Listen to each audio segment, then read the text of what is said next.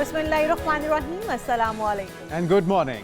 मैं हूँ ईशा अदनान और मैं हूँ मोहम्मद जुनैद हलीम। उम्मीद है आपकी सुबह खैरियत से गुजर रही होगी। आज सुबह आपको अच्छी खबर देते हैं और वो खबर ये है कि स्टेट बैंक ऑफ पाकिस्तान ने शरह सूद में 2% की कमी कर दी है, यानी कि 200 बेसिस पॉइंट्स की कमी है, जिसके बाद उम्मीद करते हैं कि जो इन्वेस्टर्स हैं, जो सरमायादार लोग हैं, वो उनका एतमाद किसी हद तक बहाल होगा और पॉलिसी रेट कम होकर अब 19.5 से 17.5% पर आ चुका है। और इससे कबल पॉलिसी रेट 19.5 था, जिसकी वजह से एक गैर यकीनी की सूरत हाल थी और स्टेट बैंक के मुताबिक 2 माह में महंगाई में इजाफे की शरह अब तेज़ी से कम हुई है।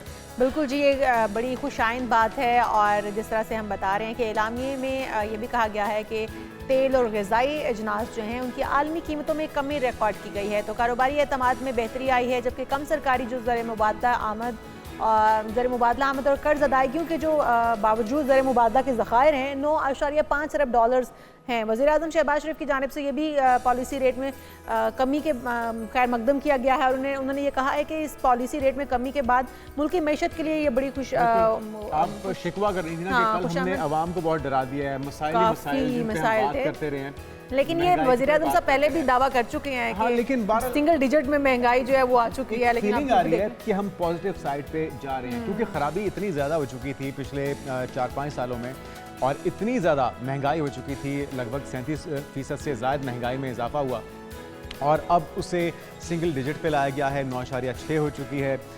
स्टेट बैंक की तरफ से जो इंटरेस्ट रेट है उसमें 200 बेसिस पॉइंट्स का कम होना, गो के मुतालबा किया जा रहा था कि 300 बेसिस पॉइंट्स कम किए जाए, लेकिन स्टेट बैंक भी मोहतात खेल रहा है, यूं ना हो कि डिमांड बढ़ने की वजह से एक बार फिर से इन्फ्लेशन में इजाफा हो जाए। तो पाकिस्तान ने 1 साल के लिए अब सऊदी अरब से, क्योंकि उन्होंने दोस्त ममालिक का जिक्र किया था, तो अब 1.2 अरब डॉलर के तेल की सहूलत भी मांगी है और पाकिस्तान ने सऊदी अरब से 1 अरब 2 डॉलर की सऊदी ऑयल फैसिलिटी फराहम करने की दरख्वास्त की, जिसमें मौजूदा माली साल के लिए IMF की जानिब से शनाख्तशुदा 2 से 2.5 अरब डॉलर की मालियाती खला को भी पूरा किया जा सकेगा।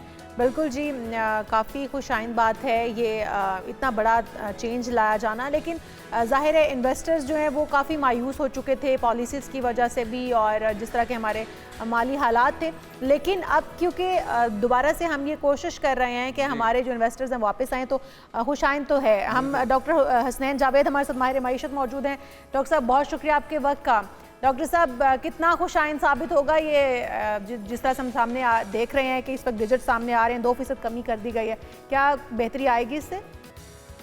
आपकी खुशी बरकरार रखनी है या मैंने अपना रियल टर्म सर आप रियलिटी फैक्ट्स बताएं पे बेस करता हुआ तजिया पेश कीजिएगा। आपके पास अभी भी टाइम है कि आप एक बेहतर आदमी जो बेहतर झूठ बोल सके उसको बुला लें। नहीं, आपको बुलाने का मकसद ही है डॉक्टर साहब कि आप हकीकत बताइए कि इसके समरात अवाम तक कब तक पहुंचेंगे और पहुंचेंगे भी सही या नहीं? जी बिल्कुल नहीं पहुंचेंगे। मैं अर्ज करता हूं, सबसे पहले तो ये बताइए कि पाकिस्तान का टोटल जो है फॉरेन रिजर्व कितना है। पिछला आपने जो है वो एक्सटेंडेड फंड फैसिलिटी ली जो कि स्टाफ लेवल एग्रीमेंट के तहत ली, वो 3 अरब रुपए थी। एम आई राइट? अच्छा, उसके बाद जो है पाकिस्तान का जो रिजर्व बता रहा है वो कुछ जगहों के ऊपर बता रहा है कि 9.5 है और कुछ बता रहे हैं 9 है। सो मुबैना नहीं, मुकम्मल रिपोर्ट्स के मुताबिक डोमेस्टिक लेंडिंग की गई है, यानी आपने डोमेस्टिक मार्केट से 6 अरब रुपया उठाया है। ठीक है, 6 अरब रुपया उठाया है स्टेट बैंक ने। ठीक हो गया जी। अच्छा, स्टेट बैंक ने क्यों उठाया है उसकी वजूहात मैं बताता हूँ, आपको बहुत तसल्ली से सुनना होगा, मुझे टाइम जरूर बताते जाइएगा कि क्या मामला है। जी जरूर बताइए, ताकि मैं अच्छा 6 अरब रुपया उठाया है और लेकिन जो बाकी मीडिया ने रिपोर्ट किया है उन्होंने बताया है कि टोटल जो बोरोड मनी है पाकिस्तान, अच्छा बोरो कहाँ किया गया, सिर्फ 45 दिन के अंदर स्टेट बैंक ने आपके लोकल डोमेस्टिक लोगों से उठाया। इसका मतलब यह है, मैं नाम लेने की आपकी चैनल पे इजाजत है या नहीं है?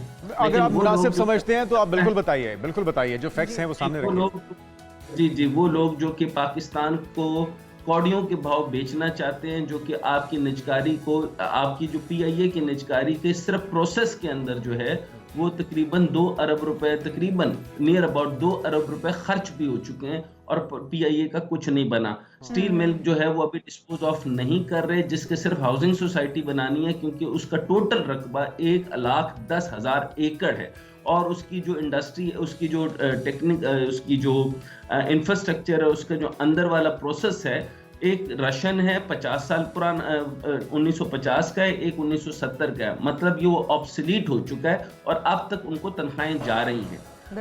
ये 212 स्टेट ओन इंटरप्राइजेज हैं जिनका टोटल लागत हमके ऊपर जो है, जो प्रेशर है इकोनॉमी के ऊपर, वो 2.5 ट्रिलियन का है। आप मेरे नंबर्स को चेक कर लीजिएगा। बहरहाल शॉर्ट 11 जो मेरे मुताबिक कुछ वो 6 अरब रुपए है जो डाला गया डोमेस्टिक मार्केट से। वो कौन है? आरिफ हबीब साहब। वो कौन है? आपकी स्टॉक ब्रोकर्स। वो कौन है? जो अशराफिया है। वो कौन है? जो जिनको फायदा होना है, जिनको फायदा अच्छा मिलना डॉक्टर साहब, है।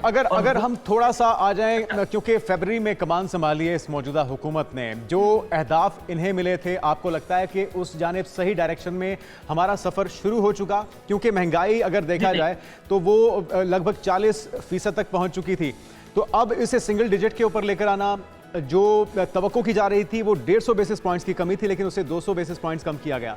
इसी तरह से जो आलमी मालियाती, मैं आपको जी की साइंस कर रहा हूं, तो आपको लग रहा है कि ये बेहतरी की तरफ हम सफर शुरू कर चुके? ये जो 17 देखिए, मैं आपको वही बता रहा हूँ। स्टेट बैंक ने, जब एक बात याद रखे, जब स्टेट बैंक पॉलिसी रेट कम करता है तो उसका सारा प्रेशर जो है वो कमजोर इकोनॉमी, जब मैन्युफैक्चर कुछ नहीं कर रही होती तो करंट अकाउंट डेफिसिट जो है वो सरप्लस में चला जाता है, क्योंकि काम तो हम कर कुछ नहीं रहे होते। और जो बेस पॉइंट जब कम करते हैं उसका सारा प्रेशर पैसे पे पड़ता है। आप लोग खुशियां मना रहे हैं, पाकिस्तान के रुपए के ऊपर जो है वो प्रेशर पड़ रहा है, आप खुशियां मना रहे हैं।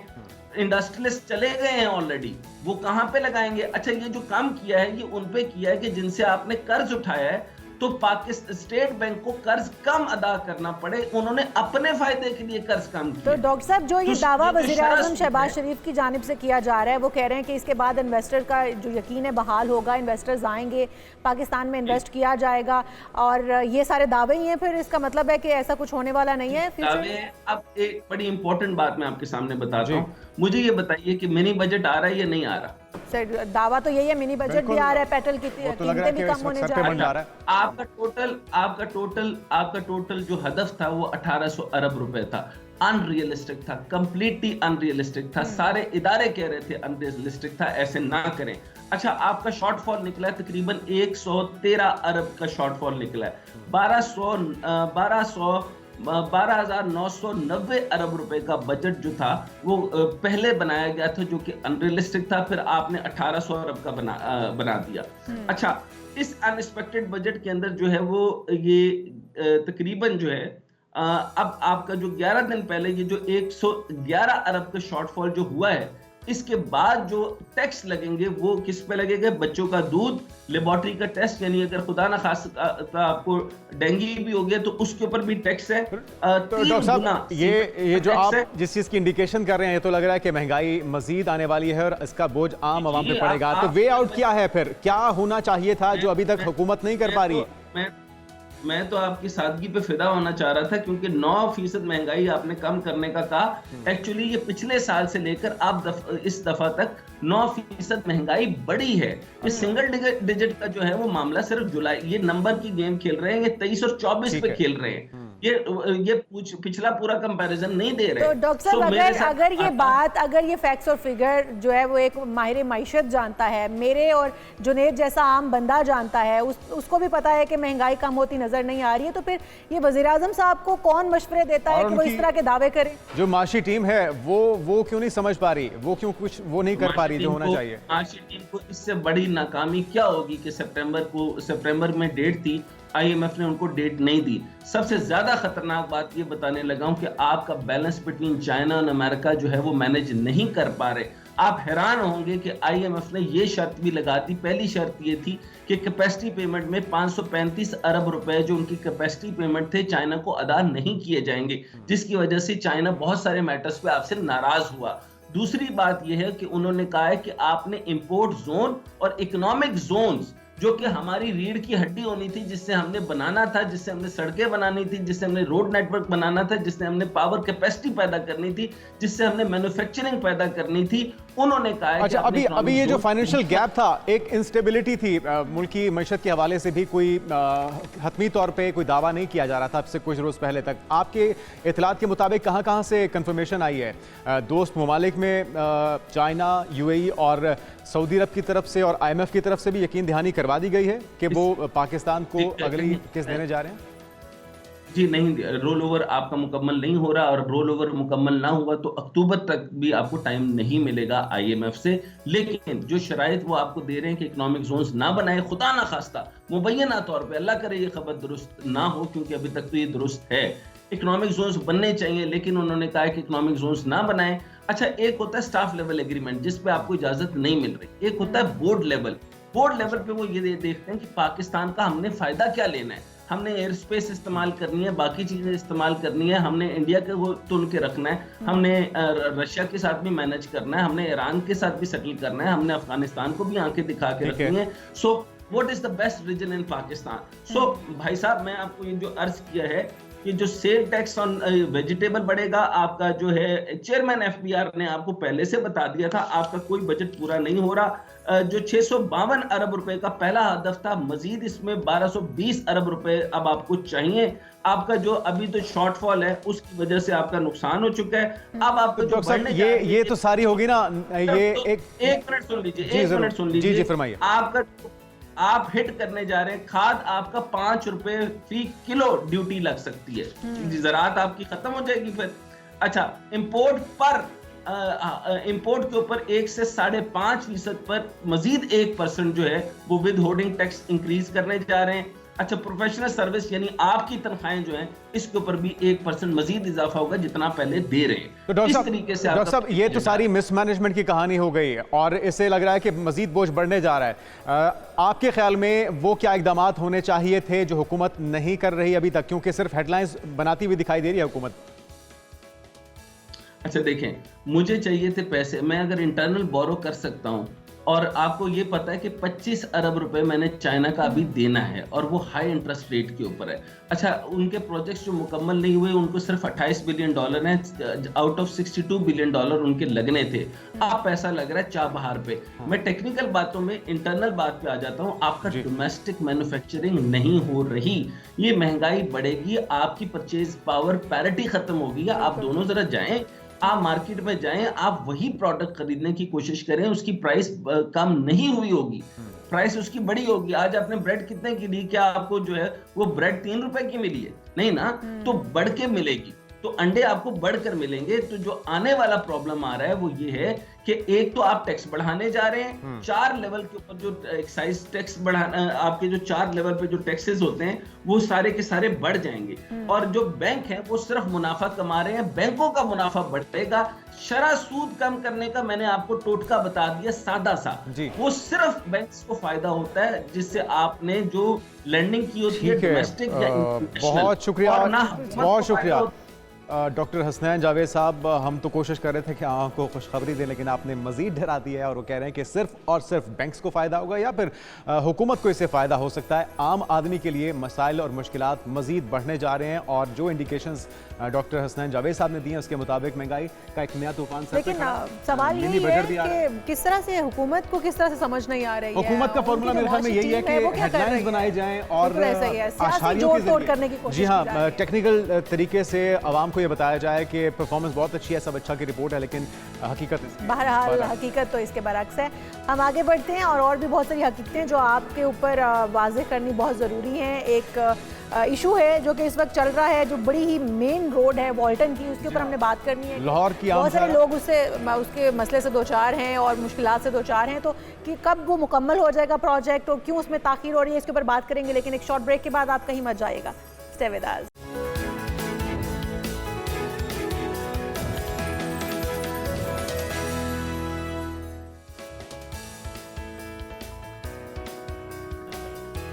प्रोग्राम में एक बार फिर से आपको खुशामदीद कहेंगे। नाजरीन, लाहौर की मारूफ शाहरा वॉल्टन रोड, जिसे कौन नहीं जानता, अपग्रेडेशन का ताख़ीर का शिकार है और जिस तरफ भी देखें आपको मुश्किलात का सामना करना पड़ेगा। प्रोजेक्ट डायरेक्टर CBD जो है वो इस हवाले से कहते हैं कि तकमील जल्द से जल्द मुकम्मल कर ली जाएगी, लेकिन मुकम्मल नहीं हो पा रही है। राना वहीद ने इसके ऊपर एक रिपोर्ट भी तैयार की थी, हम वो पहले देखते हैं राना वहीद से। जी राना वहीद, क्या सूरत हाल है लूट की इस वक्त मौके पे? लाहौर की अहम शाहरा वाल्टन रोड की अपग्रेडेशन इलाका मकीनों के लिए सरदर्द बन गई। 1 साल से ज़ायद का अरसा गुजर गया, लेकिन ताहाल वाल्टन रोड के दोनों अतराफ पर काम जारी है। वाल्टन रोड पर अपग्रेडेशन के काम की वजह से इलाका मकीन परेशान है, सड़क से गुजरना मुहाल है। Project director CBD Asif Babar ने एक न्यूज़ से गुफ्तगू करते हुए बताया कि सबसे पहले तो मैं आपको ये बताता चलूँ कि इसका जो कॉन्ट्रेक्चुअल डेट है कंप्लीशन का वो है April 2025। Having said that madam CM की एन हिदायत के मुताबिक हम Walton road main carriage way 3 lanes right side वो खोलने जा रहे हैं by end of September this month. Asif Babar साहब प्रोजेक्ट डायरेक्टर हैं वाल्टन रोड के और अपग्रेडेशन के हवाले से हमें स्टूडियोज़ में ज्वाइन कर चुके हैं। आसिफ साहब, वेलकम टू पाकिस्तान मॉर्निंग। हमारे दिल के बहुत करीब इसलिए भी है, एक तो हम लाहौर के शहरी भी हैं और हमारा रास्ता भी है, और एक बड़ी आबादी लाहौर की शहरियों की बड़ी तादाद रोज़ अजियत से गुजर रही है। सबसे पहले तो ये कि मोहसिन नकवी साहब ने प्रोजेक्ट शुरू किया था दीगर बहुत से प्रोजेक्ट्स की तरह, और रिकॉर्ड टाइम में उन्होंने सारे प्रोजेक्ट्स को कंप्लीट कर लिया। क्या वजह बनी? क्या इलेक्शन दरमियान में आ गए इसलिए इस प्रोजेक्ट ने तूल पकड़ लिया, ये मामला कुछ और है? बिस्मिल्लाहिर्रहमानिर्रहीम, बहुत शुक्रिया आप लोगों को बुलाने का। पहले तो जी आप जो है इस प्रोजेक्ट को किसी और प्रोजेक्ट से कभी भी कंपेयर नहीं कर सकते। हर प्रोजेक्ट का अपना मैग्नीट्यूड होता है और उसकी अपनी कॉम्प्लेक्सिटीज़ होती हैं। रही बात प्रोजेक्ट डिले होने की, तो प्रोजेक्ट एक दिन भी डिले नहीं हुआ। इसका कॉन्ट्रेक्चुअल जो डेट है कंप्लीशन वो है April 2025। Having said that madam CM की एन हिदायत के मुताबिक और लोगों की तकालीफ को मद्देनज़र रखते हुए हम इंशाअल्लाह आपको 3 lane carriage way, main carriage way वो इंशाअल्लाह ओपन करने जा रहे हैं by end of September this year. अच्छा। और इंशाअल्लाह another 3 lane carriage way, main carriage way open करने जा रहे हैं बाय एंड ऑफ अक्टूबर, और उस पे तेज़ी से काम बिल्कुल ठीक है। तो आप बता रहे हैं की वजह थोड़ा सा बता दें, क्योंकि हम लोग भी देख रहे हैं की वजह भी रोड के ऊपर काम तो नहीं हुआ काफी। आसिफ साहब, हमेशा दुनिया भर में जहाँ भी तरक्याती काम होते हैं ऑल्टरनेटिव रूट्स प्रोवाइड किए जाते हैं। यहाँ पे मसला ये है कि आवाम को एक लंबी आजमाइश से गुजारा जाता है। हमने ऑरेंज ट्रेन बढ़ते हुए देखी, हमने metro train service, metro bus service चलते हुए देखी। वहाँ पे भी लाहौर की एक बड़ी आबादी अजियत से गुजरती रही है जब तक उसकी कंप्लीशन नहीं, और फिर बाज़-औक़ात स्टे भी आ जाते हैं, बाज़-औक़ात कुछ तकनीकी मसाइल भी होते हैं। तो ये इसकी क्या वजह है कि आपने ऑल्टरनेटिव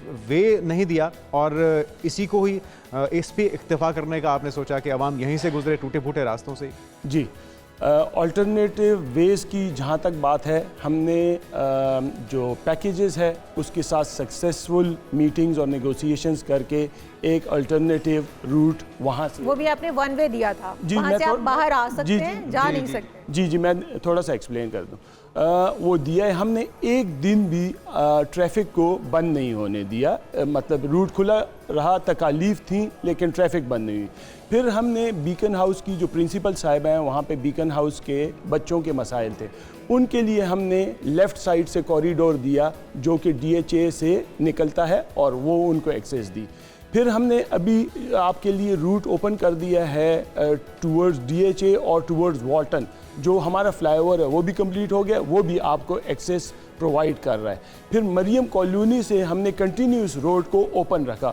तो हमने अपनी कैपेसिटी में रहते हुए, मतलब उसको आप कह सकती हैं तकालीफ तो हैं, लेकिन अपनी कैपेसिटी और अपनी एरिया को देखते हुए हमने लोगों को अल्टरनेटिव रूट्स फराहम। वाल्टन रोड जो है बहुत पुरानी रोड है और बहुत सारे एरियाज़ को मिलाती है, बहुत सारे अवाम जो वहाँ से ट्रैवल करते हैं, लेकिन हमने बहुत अरसे से उसको इग्नोर ही देखा है, उसके ऊपर कभी काम नहीं हुआ। गड्ढे, खड्डे, पानी, बारिश, हर चीज़ उस पर असरअंदाज होती थी, लेकिन उसी चीज़ को जो है ना, उसी सड़क को हमें गुजरना पड़ता था और वही इस्तेमाल करनी पड़ती थी। अब अगर काम का इनिशिएटिव ले लिया गया या एक प्लान शुरू हो गया, तो उसके ऊपर ताहीर की वजह क्या समझते हैं आपके, क्यों अब तक काम नहीं हो पाया है, जबकि इतना बड़ा प्लान नहीं था, प्रोजेक्ट नहीं था?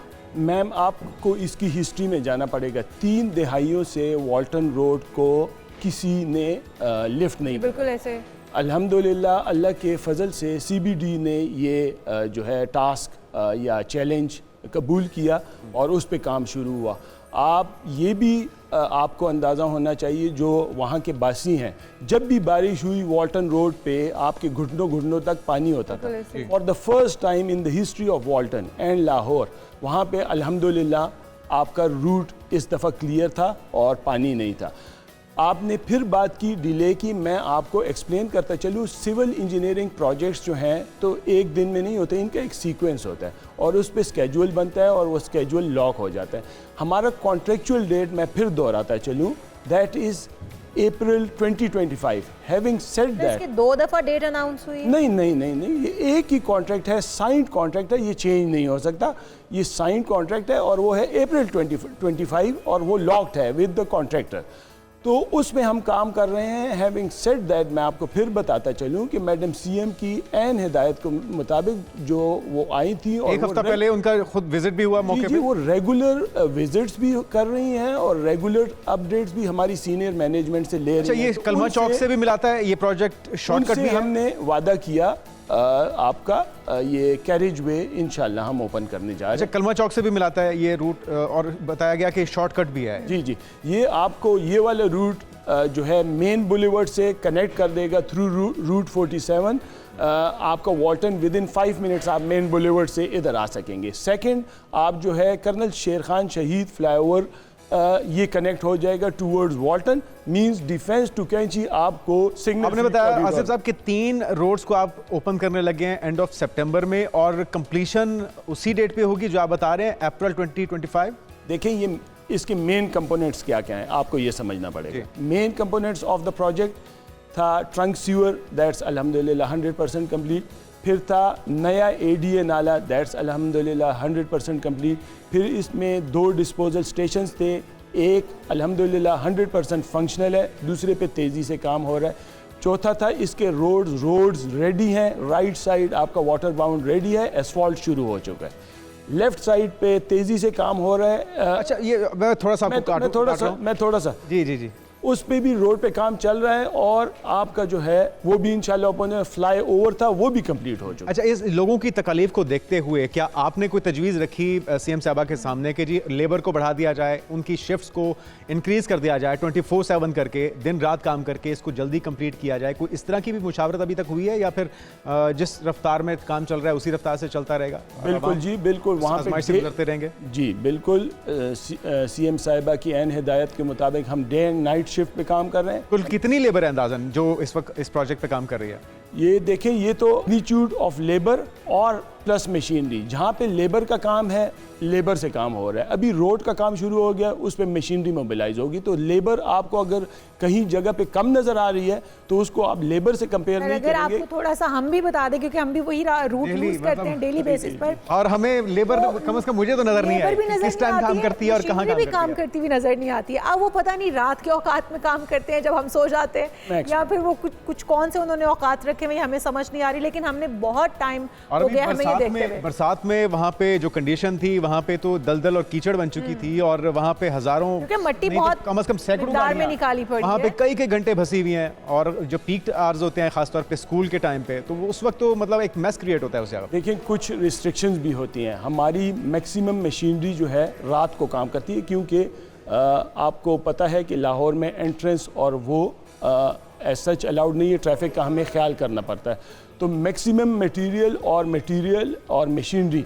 रात को काम करती है और इसका एक सीक्वेंस है, ये नहीं है कि मशीनरी हर वक्त काम करेगी। अच्छा, ये सीक्वेंस थोड़ा सा हमें ऊपर चलना है। थोड़ा सा हम इस वजह से भी तशवीश ज़्यादा पाई जा रही है कि एक ट्रैक रिकॉर्ड है हमारी हुकूमतों का, जब हुकूमत चेंज होती है तो फिर अगली हुकूमत उसको ओन नहीं करती। बुज़दार साहब की हुकूमत थी तो हमने देखा कि मुल्तान रोड पे ठोकर न्याज बेग पे 3 साल में कंप्लीशन हुई एक छोटे से पैच की। इसी तरह से ये जो दीगर प्रोजेक्ट्स हैं मोहसिन नकवी साहब के जिस वक्त सीएम थे केटे के गवर्नमेंट में, वो दिनों में जो 1 साल का प्रोजेक्ट था वो 1 महीने में उन्होंने पूरा किया है। तो ये प्रोजेक्ट इतना क्यों खिंच गया? क्या कुछ दरमियान में हर्डल्स आई इस चेंज ओवर की वजह से कि हुकूमत चेंज हो गई?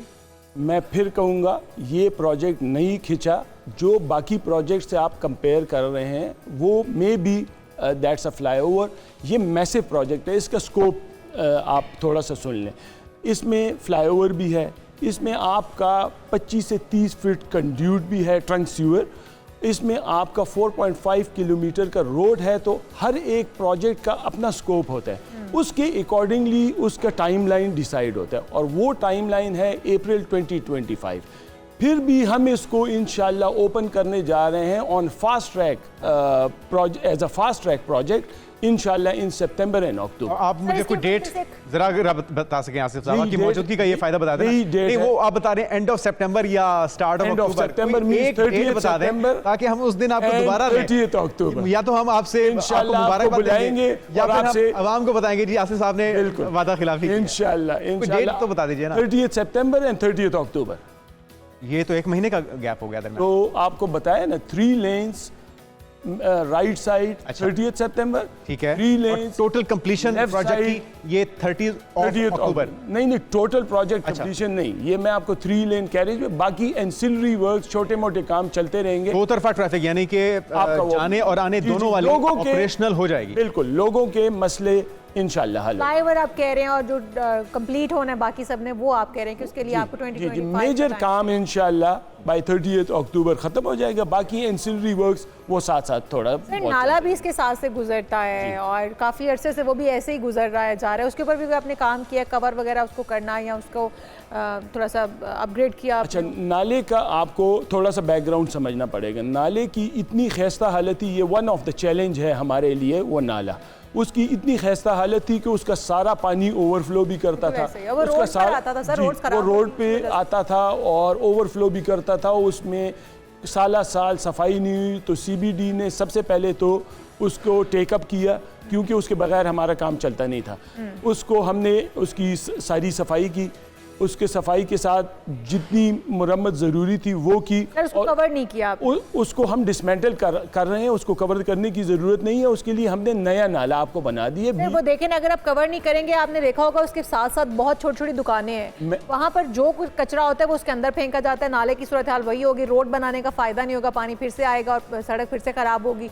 एक बार फिर से CBD को मद्दू किया जाएगा, दोबारा से कॉन्ट्रैक्ट दिया जाएगा। फिर यहाँ पे तो इल्ज़ाम भी आपको पता लगते हैं कि कमीशन के लिए दोबारा से अभी सड़क बनती है, 3 महीने बाद याद आ जाता है किसी महकमे को, उस पर खुदाई शुरू हो जाती है, कभी तारें कभी पाइप, और फिर इस बार तारें वगैरह डल चुकी हैं तमाम। मैं आपको थोड़ा सा जो आपका पुराना ADA नाला है वो ग्रीन बेल्ट बनने जा रहा है, उसको हमने डाइवर्ट कर लिया है अपने सिस्टम में, नए सिस्टम में। तो हम इसको डिसमेंटल करके इसका ग्रीन बेल्ट बनाएंगे। आपकी 6 लेन मेन कैरेज वे और फिर आपकी जो है सर्विस रोड्स होंगी साइड्स पे, बीच में ग्रीन बेल्ट होगा। तो ये ख़त्म हो जाएगा, ये आपको नज़र ही नहीं आएगा। ये आखिरी बार आप इस नाले को देख लें एंड दैट्स इट। चलें आसिफ साहब, सर हम आखिरी बात देख लिया, हम यकीन करते हैं और उम्मीद करते हैं जो डेट्स आप सर केबल्स का भी बता दीजिएगा, क्योंकि हम लोग ये देखते हैं कि एक दफा रोड बन जाती है, उसके बाद ख्याल आता है PTCL वालों को, वो खुदाई शुरू करते हैं, उसके बाद बिजली वालों को रोड बनने के कुछ ही दिनों बाद या कुछ ही हफ्तों बाद वो ख्याल आता है, इंटरनेट वालों को ख्याल आता है, वो खुदाई करते हैं। तो ऐसा सारों के साथ आपकी कम्युनिकेशन ठीक है? जी, हम तमाम स्टेक होल्डर्स के साथ रेगुलर मीटिंग्स कर रहे हैं। हमने उनको जो है अंडर रोड क्रॉसिंग्स दी हैं और वो शिफ्टिंग भी कर रहे हैं।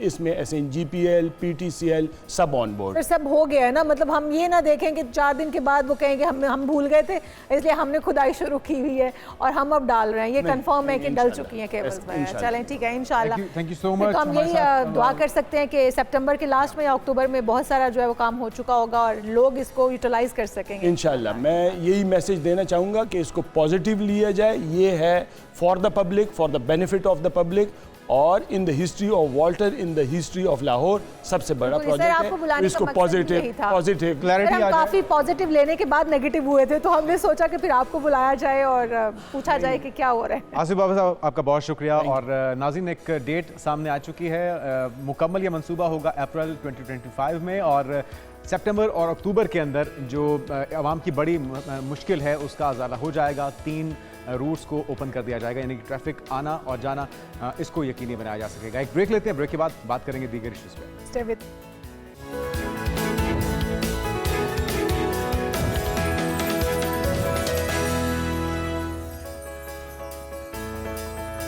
ब्रेक के बाद नाज़रीन खुशामदीद और एक बार फिर से रिवायती हरीफ का टाकरा होने जा रहा है हॉकी के मैदान में। जी हां, Pakistan Asian hockey champions trophy के सेमीफाइनल में दोनों ममालिक पहुंच चुके हैं। कल यानी कि 14 सितंबर को टाकरा होगा। इससे पहले पाकिस्तान हॉकी टीम ने चीन को 1 के मुकाबले में 5 गोल से शिकस्त दी है और सेमीफाइनल में रसाई हासिल की है। और अगर बात की जाए भारत की, तो अभी तक इवेंट में नाकाबिले शिकस्त है। इसी तरह पाकिस्तान भी नाकाबिले शिकस्त है, क्योंकि पाकिस्तान ने 2 के अंदर मैच को ड्रॉ किया कोरिया और मलेशिया के खिलाफ, जबकि जापान और चीन से पाकिस्तान ने कामयाबी हासिल की है। तो कल कैसा मुकाबला होने जा रहा है, हमारे साथ मौजूद होंगे चंद्रशेखर और हाफिज मोहम्मद इमरान भी अभी हमारे साथ। मेरे ख्याल में भारतीय साहब मौजूद हैं। बिल्कुल, हम चंद्रशेखर की जानिब सबसे पहले जाते हैं। Welcome to. आपको क्या कहेंगे, भारतीय इस वक्त पूरी तैयारी में है, तो पाकिस्तान भी पूरी तैयारी में है। दोनों टीमों की तैयारियां तो बहुत अच्छी हैं। किस तरह का खेल आता हुआ देख रहे हैं आप? देखिए, जब भी इंडिया और पाकिस्तान खेलते हैं तो मान लीजिए हॉकी हो, क्रिकेट हो, कबड्डी हो, कोई भी गेम हो, उसमें एक टाकरा जो होता है, जो कहते हैं ना, एशिज से बड़ा टाकरा होता है। और ये शायद यही चीज लोगों को पचती नहीं है, उनको डाइजेस्ट नहीं होती कि इंडिया पाकिस्तान ज्यादा खेले। इसलिए किसी ना किसी तरह से कोशिश की जाती है कि इंडिया और पाकिस्तान को, खासकर इंडिया और पाकिस्तान से दूर खिलाया जाए, जिससे कि फैंस कम हो। लेकिन हमारे फैंस हर जगह, आप इंग्लैंड जाएं, आप ऑस्ट्रेलिया जाएं, आप जर्मनी जाएं, हमारे फैंस इतने हैं कि पूरा स्टेडियम भर देते हैं। और कल का मैच भी मुझे लगता है एक ऐसा ही अच्छा मैच होगा भारत का, लेकिन थोड़ा सा पलड़ा भारी है।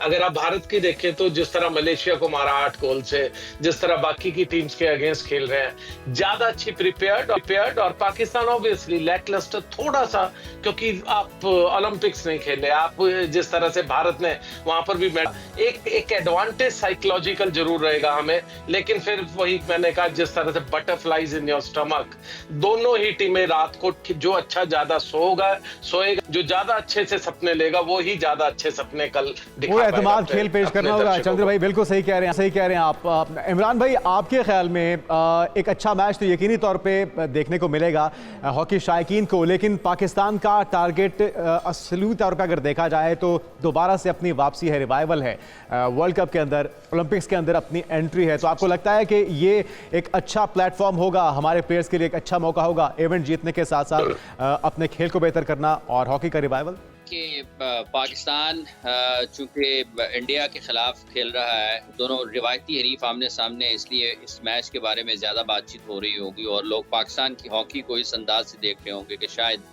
कि ये कोई जो कौमी खेल की वापसी है वो हो रही है। पाकिस्तान के लिए बहुत मुश्किल है मौजूदा दौर में हॉकी खेलना। अभी वर्ल्ड कप, इस चैंपियंस ट्रॉफी से पहले एशियन पाकिस्तान का कोच बदला, और इंडिया को अगर आप देखते हैं तो तसलसल के साथ, तवातर के साथ वो जो बैनुल अक़वामी सतह पर हॉकी खेलते हुए आ रहे हैं। वर्ल्ड कप मुकाबलों को देखें, आप ओलंपिक मुकाबलों को देखें, पाकिस्तान 3 मुसलसल ओलंपिक मुकाबले नहीं खेला है, और इंडिया की 3 मुसलसल ओलंपिक मुकाबलों में आप कारकर्दगी को देख लें तो आपको वाज़ेह तौर पर एक फ़र्क नज़र आता है कि दोनों ममालिक के दरमियान में जो हॉकी के हवाले से बुनियादी काम है वो किस अंदाज में हो रहे हैं। पाकिस्तान की टीम चूँकि अभी जो आखिरी 1-2 मैचेस खेली उसमें अच्छे खेल का मुजाहरा किया, लेकिन जहाँ तक अभी चंद्र बात कर रहे थे वो बिल्कुल ठीक है कि एक नफसियाती बर्तरी के साथ साथ भारत को खेल के मैदान में भी वो बर्तरी, आप अपने उसको तैयारियों के एतबार से कह लें, आप उनको एतमाद के एतबार से कह लें, आप उनको तसलसल के एतबार से कह लें, तो वहाँ पर उनको बर्तरी है और वो ज़्यादा बेहतर फेवरेट्स की हैसियत से इंडिया पाकिस्तान के खिलाफ इस मैच का आगाज़ करेगा। देखें, चूंकि इंडिया पाकिस्तान जब क्रिकेट मैच हो या हॉकी मैच हो या कोई भी मैच हो, ये बुनियादी तौर पर आसाब की जंग होती है और उसमें बेहतर खेल वो पेश करते हैं जो आसाब पर काबू रखते हैं। लेकिन ये तो कंफर्म बात है कि पाकिस्तान और भारत जो है वो जब मद्दे मुकाबल आते हैं तो दुनिया की नज़रें जम जाती हैं। इस वक्त पलड़ा हम देख रहे हैं कि भारत का भारी है, लेकिन बहुत सारे खेलों में हमारे पाकिस्तान का भी पलड़ा भारी रहा है। अगर हम देखें तो इससे पहले नीरज चोपड़ा और अरशद नदीम की गेम हुई, जिस तरह से उन्होंने खेला, दोनों खिलाड़ी बड़े पाए के खिलाड़ी थे और दोनों ने जमकर बड़े अच्छे दोस्त भी हैं, गेम खेली और बहुत अच्छे दोस्त भी हैं। और जिस तरह से नीरज ने जीतने के बाद अरशद नदीम की उन्हें मुबारकबाद दी है, उनके वालिदैन की तरफ से मुबारकबाद दी है, तो खेल में जीत और हार तो चलती रहती है, लेकिन जो असल मोहब्बत है पाकिस्तान और भारत के खिलाड़ियों के दरमियान, ये कायम रहना भी बहुत जरूरी है। देखिए, इसमें कोई शक नहीं है, ये कोई नई बात नहीं है, चूंकि ये डिजिटल दौर है ना, तो अरशद नदीम को और नीरज को देख रहे हैं लोगों ने, शायद कपिल देव और इमरान खान को नहीं देखा, लोगों ने शायद धनराज पिल्ले और शहबाज सीनियर को नहीं देखा, लोगों ने शायद हसन सरदार की टीम को और समीउल्लाह की टीम को और उस वक्त के इंडियन खिलाड़ियों को नहीं देखा है, लोगों ने शायद वसीम अकरम और सचिन तेंदुलकर की एक दूसरे के बारे में और सौरव गांगुली के एक दूसरे के बारे में ख्यालात को नहीं सुना। ये पाकिस्तान के खिलाड़ी किसी भी खेल में हो हमेशा से एक दूसरे की बहुत एहतराम करते रहे हैं, बहुत इज्जत करते रहे हैं, और आज भी पाकिस्तान में अगर इंडिया की टीम कोई भी आती है, अभी ये MMA के लोग आए थे यहाँ पर, देखें किस अंदाज में लोगों ने उनको उनके साथ प्यार किया, और अगर पाकिस्तान के लोग वहां पर जाते हैं, मतलब वो तो वाकयात बड़े पड़े हैं, ऐसा नहीं है।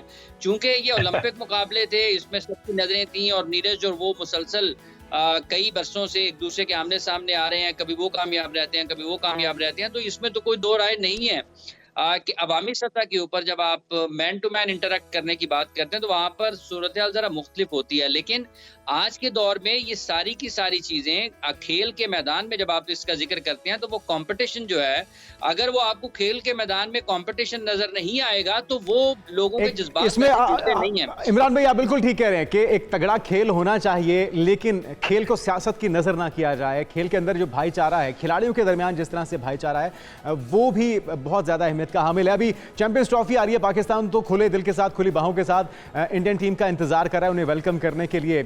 चंद्रशेखर भाई आप क्या कहेंगे, ये चीजें कितनी जरूरी हैं? सियासत ना हो, खेल खेल ही रहे और भाईचारा मोहब्बत बढ़े। देखिए, फिलहाल इंडिया में इलेक्शन से मैंने पहले भी आपको बताया था, अब 2 स्टेट्स में भी इलेक्शन है, तो अभी भाईचारे की बात मत कीजिए। अच्छा, देखिए हम लोग भूल जाए भाईचारे को, मजबूरी है हुकूमत में। वो तो क्या ना, हमारे जो सियासतदान है उनको वोट चाहिए ना, और वोट किस पे मिलता है? हिंदू मुसलमान करके, तो उनको लड़वाना है। इनफैक्ट जब अभी मेरे दूसरे दोस्त बोल रहे थे, जो जेवलिन थ्रो की बात कर रहे थे, नीरज चोपड़ा की माँ को बड़े चैनल वालों ने, हमारे यहाँ बड़े बिके हुए चैनल है आपके, तो फिर भी मुझे शायद ज्यादा ठीक लगता है। लेकिन हमने देखा उन्हें उकसाने की कोशिश की आपके मीडिया ने, उनकी वालिदा को, नीरज की वालिदा को, लेकिन उनकी माँ ने एक ही बात की, अरे मेरा एक बेटा नहीं तो दूसरा बेटा जीत गया। और चंद्रशेखर भाई यही बात अरशद नदीम की वालिदा ने भी यही की, दोनों ने एक ही वक्त में एक ही बात की, तो इसका मतलब है कि जज्बात वही है दोनों तरफ। बिल्कुल जज्बात वही है, और जो हमारे प्लेयर्स हैं वो चाहते हैं कि हमारी इंटरेक्शन ज्यादा हो, वो चाहते हैं हम पाकिस्तान जाएं, पाकिस्तान नहीं चाहते हैं इंडिया आए।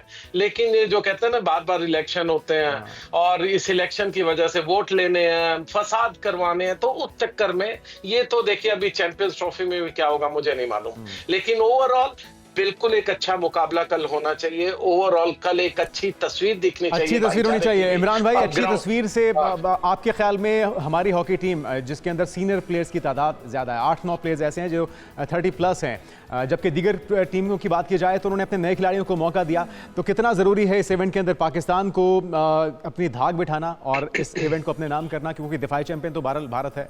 देखिए, बात यह है कि पाकिस्तान को अच्छी हॉकी खेलनी चाहिए, को बहुत ज्यादा तवक्कुआत वाबस्ता करने की जरूरत भी नहीं है, और जहाँ तक सीनियर, ये पाकिस्तान की टीम मुख्तलिफ इवेंट्स में शरीक हो रही है, यही पाकिस्तान के लिए अगर आप मजमूई तौर पर देखें जिस तरह से पाकिस्तान में हॉकी को ऑर्गेनाइज किया जाता है, तो यही बहुत बड़ी बात है कि पाकिस्तान पार्टिसिपेट कर रहा है, पाकिस्तान के खिलाड़ी इनफरादी तौर पर अपनी सलाहियतों का मुजाहरा करते हैं कि वो खेल सकते हैं। इस टीम को बेहतर करने की जरूरत है।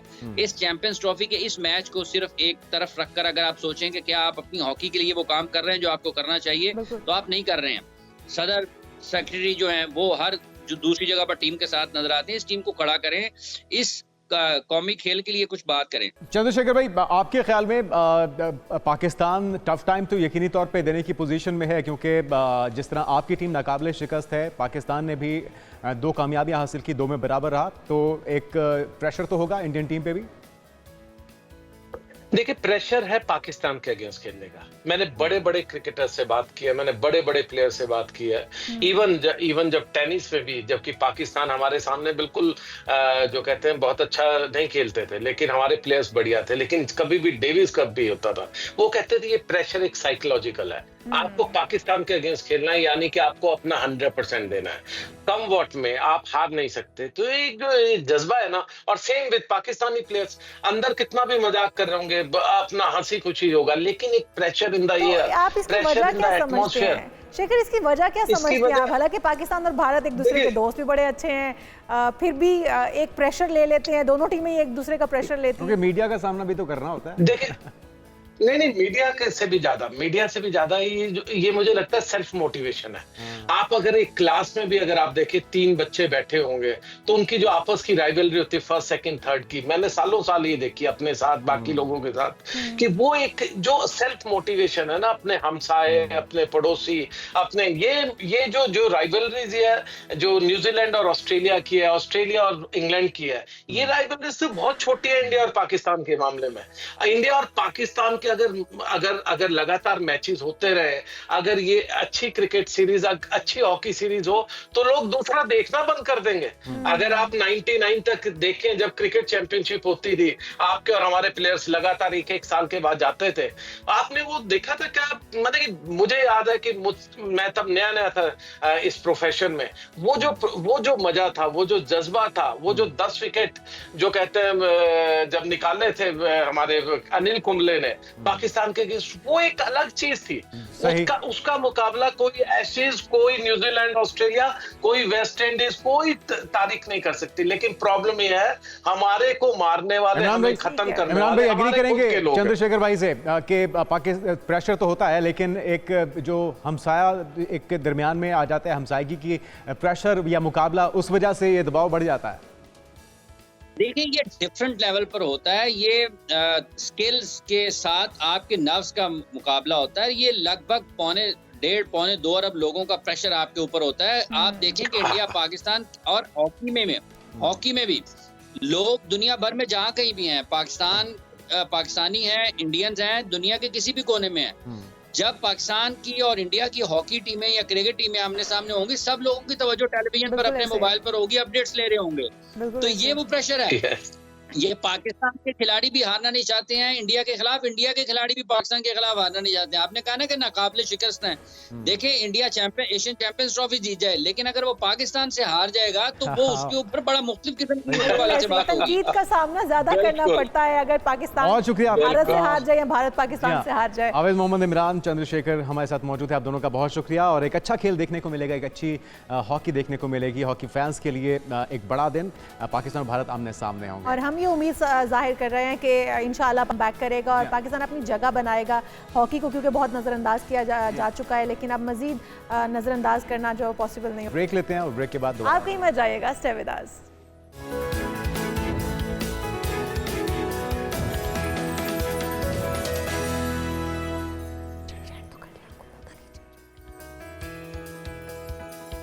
एक बार फिर से आपको प्रोग्राम में खुश आमदेद कहेंगे। अभी जो हमारा टॉपिक है आप सुनकर हैरान भी होंगे और बहुत जगहों पे आपने देखा भी होगा हिप्नोटाइज करते हुए, और इससे आप लोग वाकिफ़ भी होंगे। लेकिन हिप्नोटाइज किया कैसे जाता है और क्या हर बंदे को हिप्नोटाइज किया जा सकता है, और इसमें वापसी भी हो सकती है, वापस आ भी सकते हैं कि नहीं आ सकते हैं, ये सब हम चीज़ें जानेंगे। हिप्नोटिज्म की वैसे जब बात करते हैं तो एक तजस्सुस सा पैदा होता है कि ये क्या चीज़ है, क्या जैसे हम दोनों का था कि कैसे अभी मतलब अभी डॉक्टर साहब से ब्रेक में जो सवाल पूछ रहे थे, डॉक्टर साहब भी हैरान हो रहे होंगे, लेकिन अमूमी तौर पे एक तजस्सुस तो पाया जाता है।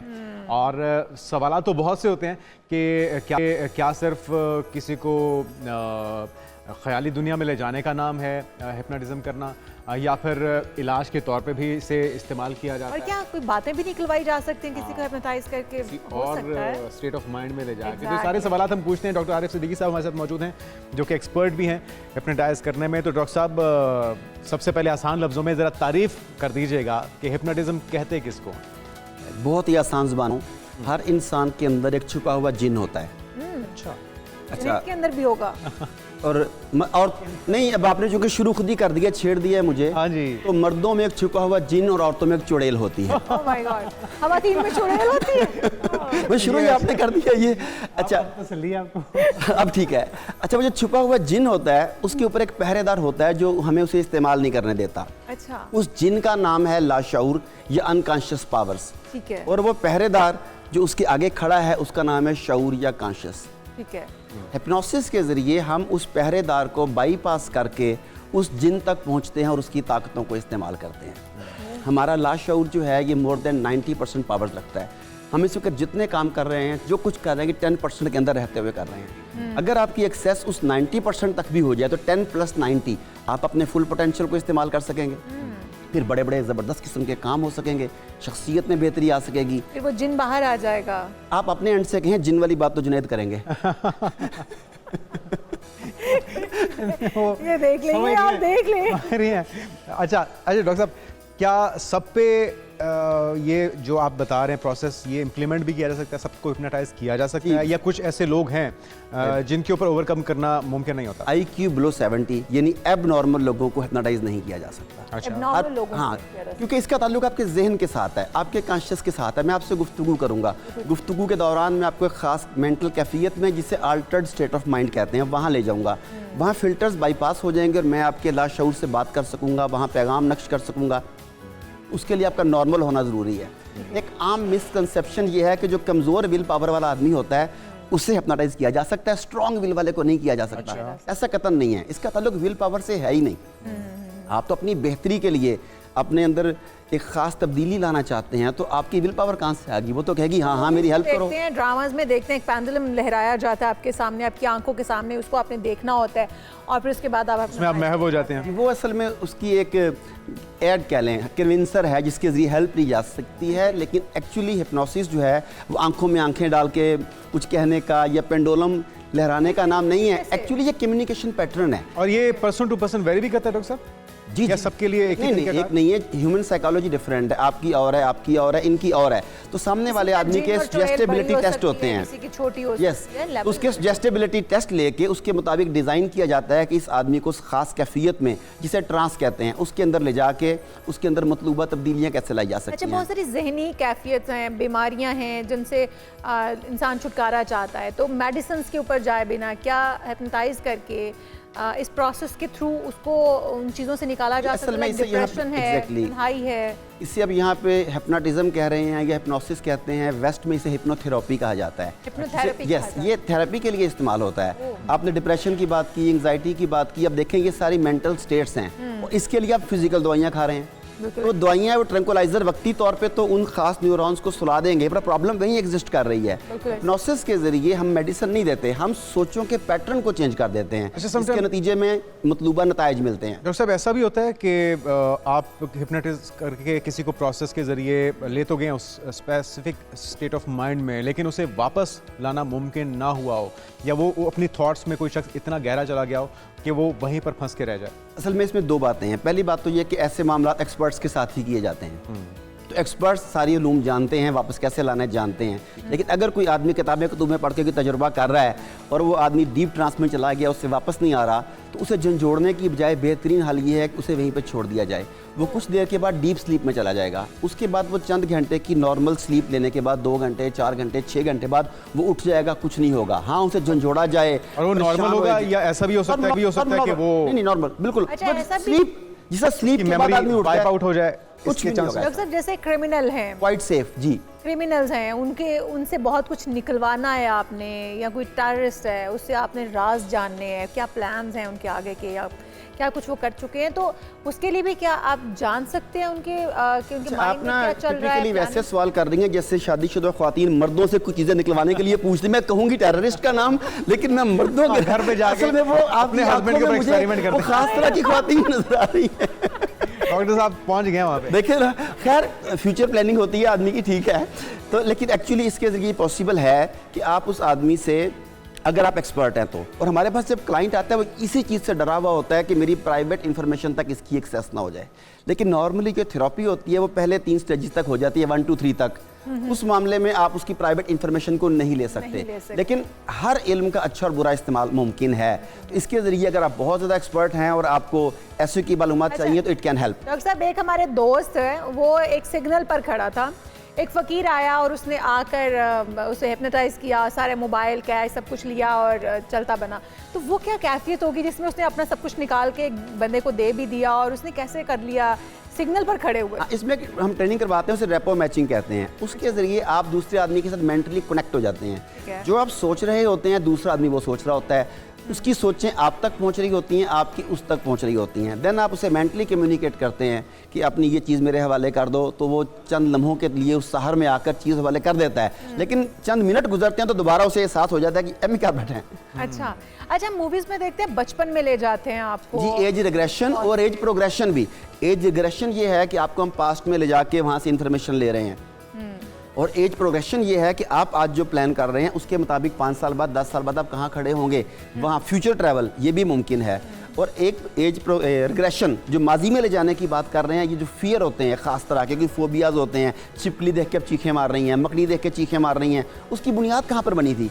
उसके लिए आपको पास्ट में ले जाना पड़ता है, वहाँ जाके उस आप हाइट से बहुत डरते हैं, कोई ना कोई ट्रॉमा किसी भी चीज़ को, उसकी वजह जो थी वो यहाँ पर कहीं माजी में मौजूद थी, तो वहाँ जाकर इस वजह को फिर चेंज किया जाता है, उसकी फीलिंग्स को, उसकी इंटेंसिटी को चेंज किया जाता है। प्रोसेस कितनी देर, ये हिप्नोटाइज करना और फिर वापस नॉर्मल करना, इसमें कितना प्रोसेस लगता है? और तो ये भी वही चीज़ के क्या पर्सन टू पर्सन वेरी करता है, कोई जल्दी हिप्नोटाइज हो जाता है कुछ देर से? जी जी बिल्कुल, पर्सन टू पर्सन वेरी करता है, इसमें भी कोई शक नहीं है। दूसरा ये है कि नॉर्मल प्रोसेस जो है ना, पहले सजेस्टेबिलिटी टेस्ट होते हैं कि इस आदमी को कौन से तरीके के ज़रिए ट्रांस में लेके जाया जाएगा। जब सारे टेस्ट कंप्लीट हो जाएं तो आम तौर पे ये 10 मिनट से लेकर 40 मिनट तक का सेशन होता है, जिसमें आप ट्रांस में लेके जाते हैं, अपने प्रोग्रामिंग करते हैं उसकी, उसे ट्रांस से बाहर ले आते हैं। क्रॉस क्वेश्चनिंग होती है या कोई मंत्र पढ़ते हैं आप? क्या होता है?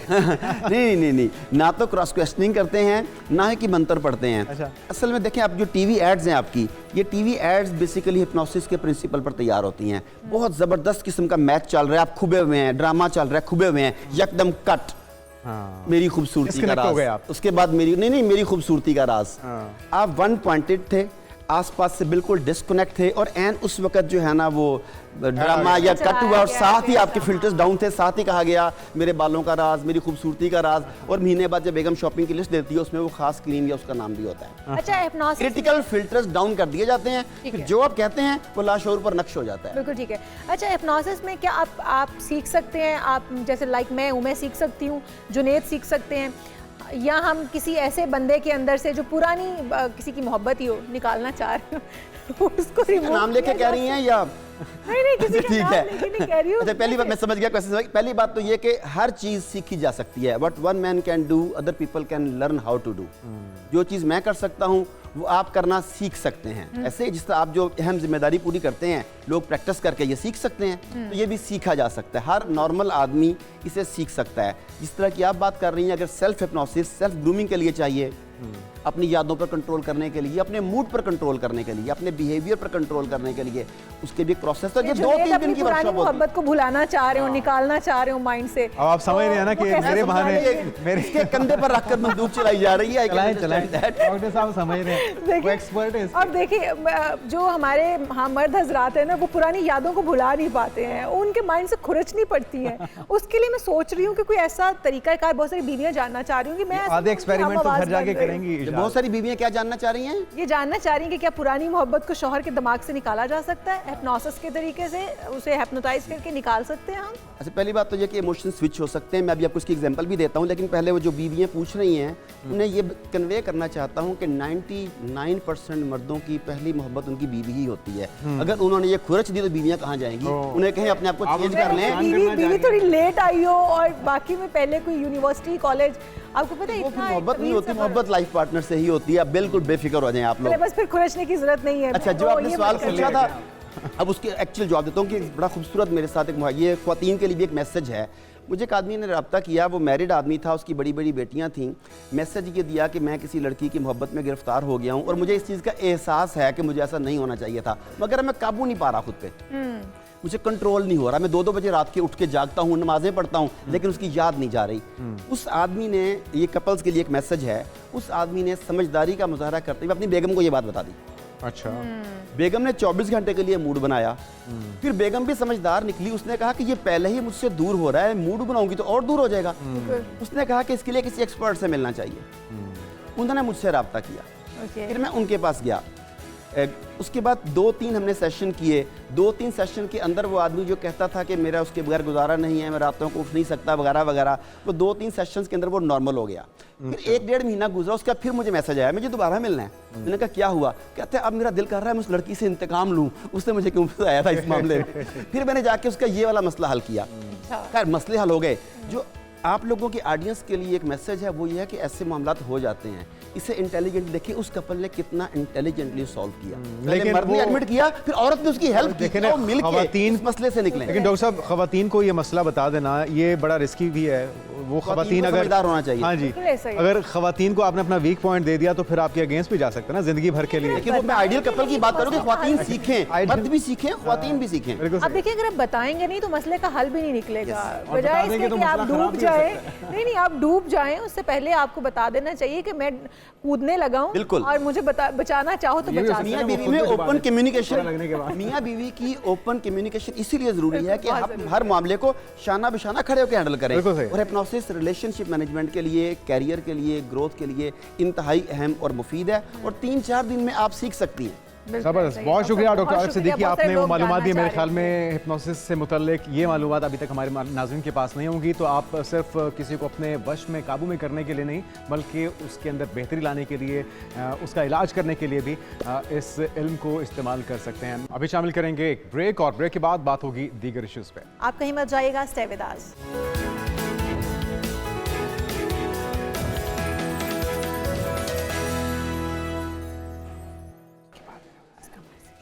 नाज़रीन, ब्रेक के बाद आपको कहेंगे खुशामदीद और कुछ बात हो जाए फ़र्स्ट एड के आलमी दिन के हवाले से। हर साल आपके इल्म में कि सितंबर में फ़र्स्ट एड यानी तिब्बी इमदाद का आलमी दिन मनाया जाता है और इसी मुनासबत से पंजाब हुकूमत जिसकी फ़खरिया पेशकश अगर कहा जाए शायद तो गलत नहीं होगा, एक ऐसी सर्विस जिसको मुतारिफ़ कराया गया था जिस वक्त वज़ीर आला थे परवेज़ इलाही साहब, और आज तक उनकी इस काविश को सराहा जाता है, उन्हें क्रेडिट दिया जाता है। पंजाब एमरजेंसी सर्विस जिसको रेस्क्यू 1122 भी कहा जाता है, जनूबी एशिया में एमरजेंसी की तरबियत फराहम करने का बेहतरीन मॉडल तस्वुर किया जाता है और अब इसका दायरा कार पूरे पाकिस्तान में फैलाया जा रहा है। केपी के अंदर ये सर्विस मुकम्मल तौर पे ऑपरेशनल हो चुकी है, दीगर सूबों में भी, आज़ाद जम्मू कश्मीर में, सिंध में, बलूचिस्तान में इसके मुख्तलिफ बैचेस जो हैं उनको ट्रेन करके पंजाब से भेजा जा चुका है और ये वो सर्विस है जिसे अगर हम कहा जाए कि बेहतरीन खदमात सर अंजाम दे रही है, जहाँ पे अपने नहीं पहुँचते ये वहाँ पर 1122 पहुँचती है। और हम ये तिब्बी इमदाद की बात करते हैं, रोड सेफ्टी की बात करते हैं, जहाँ पर हमें एमरजेंसी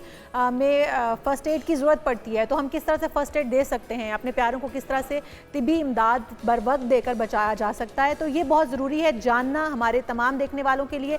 और इसको एक नया नाम भी दिया गया है, लाइफ सेवर इनिशिएटिव के नाम से इसको दोबारा से जो है वो चलाया जा रहा है और ये एक मुहिम चलाई जा रही है बाकायदा तौर पर, जिसपे डिफरेंट इंस्टीट्यूट्स में जाकर ये सिखाते हैं और सिखाने के बाद ताकि अगलों को ट्रेन किया जा सके और वो अब इसके ऊपर बाकायदा काम कर सकें। हमारे साथ दीबा शहनाज साहिबा हैं, head community safety and information rescue 1122। बहुत शुक्रिया, आपको वेलकम टू शो कहेंगे। आसिफ ने सीनियर इंस्ट्रक्टर कम्युनिटी सेफ्टी 1122, आपको भी वेलकम टू शो कहेंगे। आप दोनों जिस तरह से काम कर रहे हैं ये काबिल तहसीन है और हम लोग इसका एतराफ़ कर भी रहे हैं और यकीनी तौर पर दुनिया मानती है इसको। हम नहीं, सिर्फ दुनिया मानती है कि 1122 हर उस मकाम पर पहुंचता है जहां पर कोई पहुंच नहीं पाता। सबसे पहले यही बताइएगा कि किस तरह से ये जज्बा, इसको हर मुश्किल, गर्मी सर्दी, हर अपने बच्चों को, फैमिली को छोड़कर उस मौके पर पहुंचना, ये मोहब्बत जज्बा ही है। Thank you very much. सबसे पहले एक न्यूज़ का बहुत शुक्रिया, उन्होंने हमें दावत दी और एक ख़ास टॉपिक के ऊपर जो फ़र्स्ट एड के हवाले से है जो हर एक घर की ज़रूरत है और हम दोनों ही सर्विस के पायनियर लोगों में से हैं और आज से इट बीन 19 ईयर्स स्टार्ट हो चुका हुआ है सर्विस में। जब सर्विस हमने शुरू की थी हमारे सामने ये फली बड़ी और करोड़ों लोगों को आज हम रेस्क्यू कर चुके हैं और जनूबी एशिया में अक़वाम मुत्तहिदा से पहला मॉडल है जो कि जनूबी एशिया के लिए मॉडल बन चुका है। सर्टिफाइड टीम है हमारी और मैं उस टीम का भी मेंबर हूँ अल्हम्दुलिल्लाह और कम्युनिटी लेवल पे भी जो ट्रेनिंग को हेड कर रही हूँ। तो मुझे ये बड़ा एक जो गैप होता है ना कि जो बहुत ऊपर की पॉलिसी मेकिंग और उन चीज़ों में जो लोग होते हैं उनको ग्राउंड्स का नहीं पता होता, तो अल्हम्दुलिल्लाह कि हमारे यहाँ ये थोड़ा सा डिफरेंट है। हम उधर जो चीज़ें सीखते हैं कम्युनिटी में कितना होना चाहिए वो सारा भी कर रहे हैं। 1 करोड़ 15 लाख से ज़ायद लोग रेस्क्यू हो चुके हैं अब तक। और जो सीएम साहिबा का एक खूबसूरत इनिशिएटिव था जो इस साल सितंबर में हम वीक बनाते हैं फर्स्ट एड वीक, उसमें था कि लाइफ सेवर इनिशिएटिव को लॉन्च किया गया फॉर कॉलेजेस एंड यूनिवर्सिटीज़, क्योंकि हर घर से कोई ना कोई बच्चा पढ़ने जाता है। बिल्कुल ऐसे। अगर वो बच्चे ट्रेंड हों इन स्किल्स के ऊपर तो डेफिनेटली बहुत सी जानें बच सकती हैं। क्योंकि हमारा जो इमरजेंसी का एदाद शुमार ये कहते हैं कि रोज़ाना 1160 से ज़ायद रोड ट्रैफिक क्रैशेस होते हैं, इसमें से 600 से ज़ायद लोग हॉस्पिटल जाते हैं। आप ये देखें कि वो अमवात की जो रेशो है वो या तो एक्सेसिव ब्लीडिंग की वजह से या कार्डियक अरेस्ट में जाने की वजह से होती बिल्कुल ऐसा ही है। और इसके लिए 2 स्किल्स हैं जो सीखना लाजमी है। और ये प्राइम मिनिस्टर साहब का भी जब नलतर में वाक़या हुआ था एक बच्चे के डूबने का और एक डॉक्टर ने उसे CPR करके बचाया था, तो एक नेशन वाइड मूवमेंट स्टार्ट हुई। फिर आगा खान यूनिवर्सिटी ने भी ऑलरेडी रेस्क्यू के साथ मिलकर ये काम ऑलरेडी कर रहे थे कि हर घर में एक फर्स्ट एडर हो, हम लाइफ सेवर्स को ट्रेन करें। तो हमारी मोहतरमा जो चीफ मिनिस्टर साहिबा हैं, इन्होंने ये इनिशिएटिव लेके जज्बा एक नौजवानों में पैदा किया और इसको एजुकेशन मिनिस्टर फैलाई जा रही है। बहुत अच्छा काम है, लेकिन मैं फिर उस तरफ आऊँगा कि हम लोग हसरत ही भरी निगाहों से देखते थे कि दुनिया भर में जो इमरजेंसी सर्विसेज हैं वो with in seconds with in minutes पहुंच जाती हैं, और हमारे मुल्क में कब होगा? हम तो बल्कि अगर पुलिस की बात की जाए तो उसको फिल्मों में बचपन से देखते आ रहे हैं कि मजाक के तौर पे कि वारदात हो जाती है, डाका या चोरी हो जाती है, उसके बाद पहुंचते हैं। तो ये क्या माइंडसेट था, क्या ट्रेनिंग आप लोगों की गई कि ना सिर्फ पाकिस्तान में आपने एक नई मिसाल कायम की बल्कि दुनिया भर में आपकी रिकग्निशन हुई? देखिए, इसमें विजन भी बहुत काउंट करता है जिन्होंने बनाई। डॉक्टर रिजवान नसीर साहब जो सेक्रेटरी इमरजेंसी सर्विसेज हैं, वो उनका विजन था उस वक्त जो क़यादत मिली। और फिर सियासी बसीरत का तकाजा ये था कि जब में पब्लिक में ओनरशिप आई तो हर गवर्नमेंट ने इसको एक्सटेंड ही किया। मैं इसमें किसी को ये नहीं कहूँगी कि इसने आके रोकने की कोशिश किया, इसको मजीद बेहतर किया। खूबसूरत बात है क्योंकि ये जो सर्विसेज हैं, जैसे अमेरिका में 911 है, यूरोप में 1122 के नंबर के ऊपर अवेलेबल हैं, ये दुनिया भर में ये सर्विसेज होती हैं और ये आवाम को मिलती हैं, ये स्टेट की रिस्पॉन्सिबिलिटी होती है।